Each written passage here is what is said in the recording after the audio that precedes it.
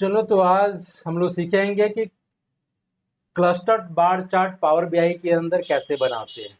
और clustered bar chart होता क्या है, तो सबसे पहले हम जान लेंगे कि क्लस्टर्ड बार चार्ट क्या होता है। तो a clustered bar chart is a type of bar chart that displays values for different categories side by side. Each cluster represents the main categories and each bar within the cluster represents a subcategories.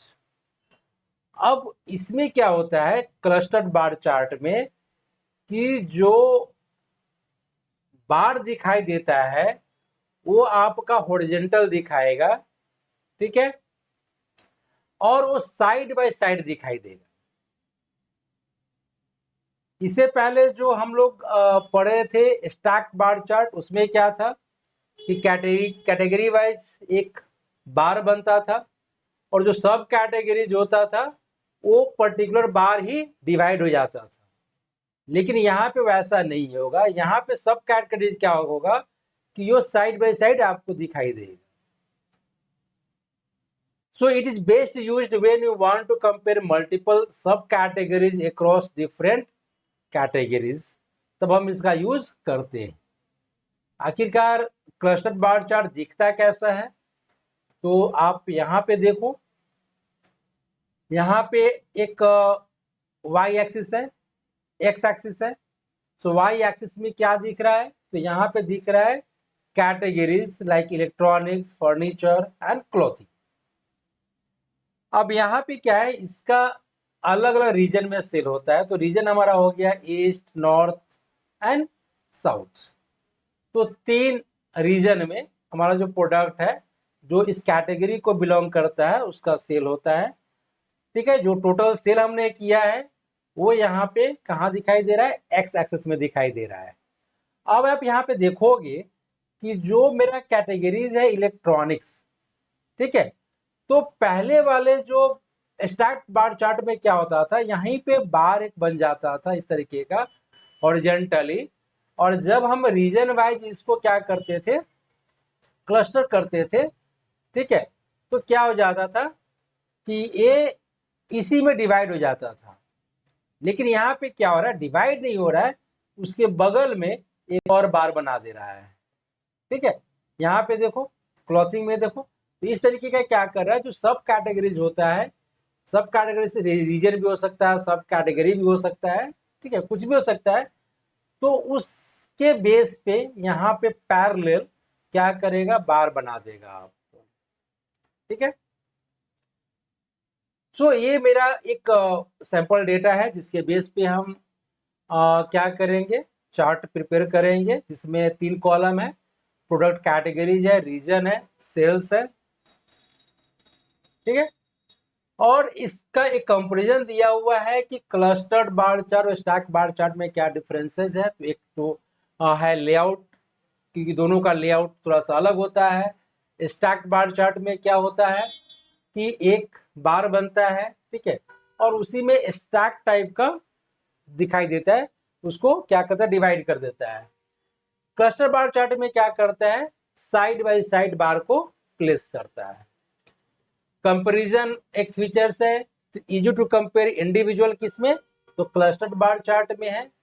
और stack bar chart में क्या है, easy to compare total and part to whole. अगर आपको individually अगर compare करना होगा तब तो क्लस्टर्ड बार चार्ट बेस्ट है। लेकिन अगर आपको एक होल वैल्यू है और उसको पार्ट ऑफ होल बताना है, पार्ट टू होल बताना है, तो हम लोग स्टैक बार चार्ट का यूज करेंगे। स्पेस कंजप्शंस में क्या होता है, तो क्लस्टर बार चार्ट थोड़ा सा ज़्यादा स्पेस लेता है और स्टैक बार चार्ट जो होता है वो कम लेता है, क्लस्टर बार चार्ट ज़्यादा लेता है, ठीक है। तो अगर मेरा स्पेस कम हुआ तो हम लोग कोशिश करेंगे स्टैक बार चार्ट यूज करने के लिए। तो चलिए इसको प्रैक्टिकल करके देखते हैं कि कैसे बनाते हैं। तो इसके लिए सबसे पहले पावर बीआई को ओपन करना पड़ेगा, ठीक है। सो पावर बीआई को हमने ओपन किया, यहाँ पे एक पेज यहाँ पे ऐड कर देते हैं, ठीक है। और जो मेरा डेटा है वो डेटा ऑलरेडी डेटा सोर्स से लिया हुआ है, डेटा सोर्स यहाँ पे है, स्टैक कॉलम चार्ट है, बार चार्ट दोनों हम इसी बेस पे बनाएंगे। ठीक है, अब यहाँ पे जब भी हम लोग बार चार्ट लेते हैं, बार चार्ट बनाते हैं, तो वाई एक्सिस में हम लोग क्या करते हैं, कैटेगरी डालते हैं, और एक्स एक्सिस में क्या करते हैं, नंबर्स डालेंगे। तो यहाँ पे पहले इसको क्लस्टर्ड बार चार्ट को ड्रैग करेंगे, यहाँ पे आ गया, इसको थोड़ा सा बड़ा कर देते हैं, इसको थोड़ा सेंटर में कर दिए। ठीक है, थोड़ा सा और बड़ा कर दे रहे हैं, इसको ड्रैग एंड करना होता है, और कुछ इसमें ज़्यादा चीज़ है नहीं।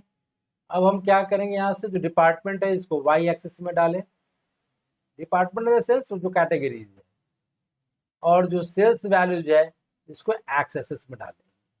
तो इस तरीके से मेरा बन गया। ठीक है, यहाँ पे देखोगे तो डिपार्टमेंट दिखा रहा है, यानी फ्रूट्स है, बेवरेज है, और स्नैक्स है, जो टोटल सेल्स क्या हो रहा है वो यहाँ पे दिखाई दे देता है। ठीक है, अब मुझे क्या करना है, सब कैटेगरीज वाइज भी डेटा को कंपेयर करवाना है। तो यहाँ पे हम क्या करेंगे, जो डिपार्टमेंट है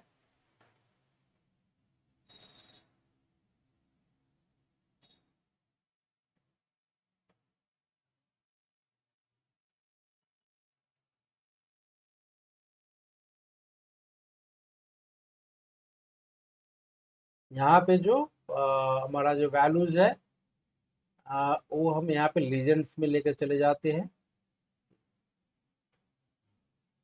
अब लीजेंड्स में यहाँ पे देखोगे तो मेरा जो लीजेंड्स है 2 ही मंथ है, फरवरी और जनवरी है।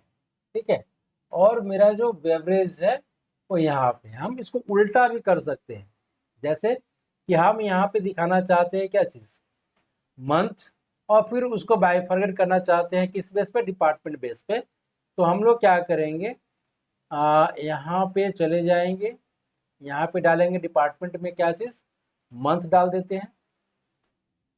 ठीक है, और डिपार्टमेंट को यहाँ से हटा दे रहे हैं। ठीक है, मंथ आ गया तो दो, और जो मेरा डिपार्टमेंट है उस डिपार्टमेंट को लीजेंड्स में डाल देंगे। तो लीजेंड्स यहाँ से इसको रिमूव कर देते हैं, और डिपार्टमेंट को कहाँ डाल दिए, लीजेंड्स में डाल दिए। ठीक है, तो इस तरीके से भी हमारा दिखाई दे। तो जैसा आप चाहिए, यहाँ पे 2 मंथ है, फरवरी है, जनवरी है।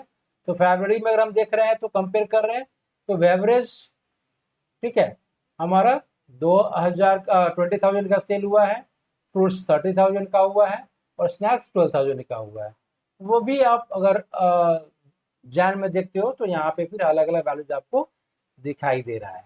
ठीक है, तो इस तरीके से हम कंपेयर अपना जो डेटा है उसको कर सकते हैं। तो मेरा रिक्वायरमेंट होता है, रिक्वायरमेंट के बेस पे जो मेरा वाई एक्सिस है या लीजेंड्स का वैल्यूज है वो चेंज हो सकता है। और हमेशा ध्यान रखना है कि जो एक्स एक्सिस रहेगा, खास करके जो मेरा जो भी बार चार्ट होता है, भले स्टैक्ड बार चार्ट हो या हमारा क्लस्टर्ड बार चार्ट हो, तो एक्स एक्सिस में हमेशा नंबर वैल्यूज डालेंगे। अब यहाँ पे फिर इसको फॉर्मेट करना है। तो यहाँ पे क्या होता है कि पहले से ऑलरेडी हमने फॉर्मेटिंग करके रखा हुआ है यहाँ पे बहुत सी चीज। सेम फॉर्मेटिंग अगर हम यहाँ पे अप्लाई करना चाहते हैं तो क्या करेंगे, यहाँ पे जाएंगे, फॉर्मेट पेंटर पे जाएंगे। ठीक है, और इस वाले पेज में आकर के जस्ट इसके ऊपर क्लिक कर देंगे। तो मेरा ज्यादा मेहनत यहाँ पे लगा नहीं, क्योंकि मेरा ऑलरेडी फॉर्मेटिंग किया हुआ था दूसरे चार्ट पे। वो सारा जो फॉर्मेटिंग है इसको मैंने क्या किया, यहाँ पे कॉपी कर दिया। ठीक है, तो बहुत ही आसान हो गया। तो यही है हमारा क्या चीज, क्लस्टर्ड बार चार्ट। ठीक है, तो आज हम यहीं पे रहने देते हैं। अगले क्लास में हम लोग नेक्स्ट जो चार्ट होगा उसको फिर बनाना सीखेंगे।